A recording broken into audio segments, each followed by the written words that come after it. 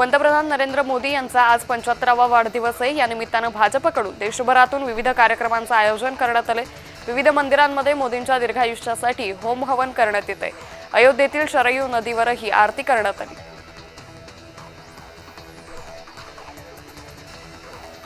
Donald Trump यांनी पंतप्रधान नरेंद्र मोदींना वाढदिवसाच्या शुभेच्छा दिल्या। ट्रम्प यांनी फोन करून शुभेच्छा दिल्या असल्याची माहिती पंतप्रधान नरेंद्र मोदींनी ट्विट करत दिली।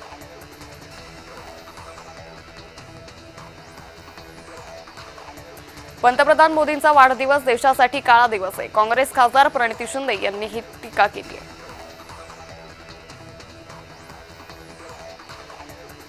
भाजपकडून पंतप्रधान नरेंद्र मोदींच्या वाढदिवसानिमित्त सेवा पंधरवाड्याचं आयोजन करण्यात आले। पंधरवाड्यानिमित्त घेण्यात येणाऱ्या कार्यक्रमांसाठी विशेष कार्यशाळेचं आयोजन केलंय।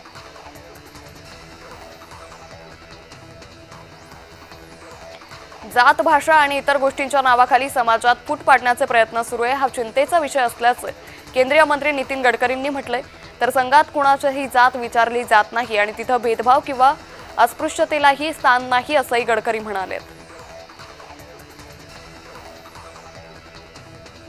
जे नागरिक मुंबईकर असून ते मुंबई बाहेर गेले त्यांना परत आणण्यासाठी SRA प्रकल्प राबवून पुन्हा आणू, असं उपमुख्यमंत्री एकनाथ शिंदेंनी म्हटलंय। महायुतीचा भगवा झेंडाच पालिकेवर फडकेल असा दावाही त्यांनी केलाय।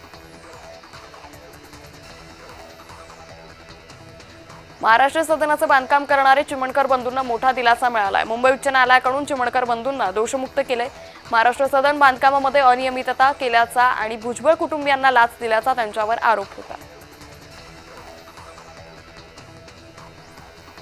पिंपरी चिंचवडमध्ये मुख्यमंत्री फडणवीस यांच्या जाहिरातीचे पोस्टर मुख्य रस्त्यावर लागले। मुख्य रस्त्यावरील भिंतीवर देवाभाऊ उल्लेख असलेल्या जाहिराती दिसल्यात। हे पोस्टर या ठिकाणी कोणी लावलं याची माहिती समोर येऊ शकली नाही। शहरातील वेगवेगळ्या भागात असे पोस्टर लागलेले आहेत। उपमुख्यमंत्री एकनाथ शिंदेंचा आदेश प्रशासनानं पाळला नाही तर मनसे पाळेल। 12च्या आत ट्रक दिसले तर फोडून टाकू। घोडबंदर मार्गावरील अवजड वाहतुकीवरून मनसेनं प्रशासनाला गंभीर इशारा दिलाय।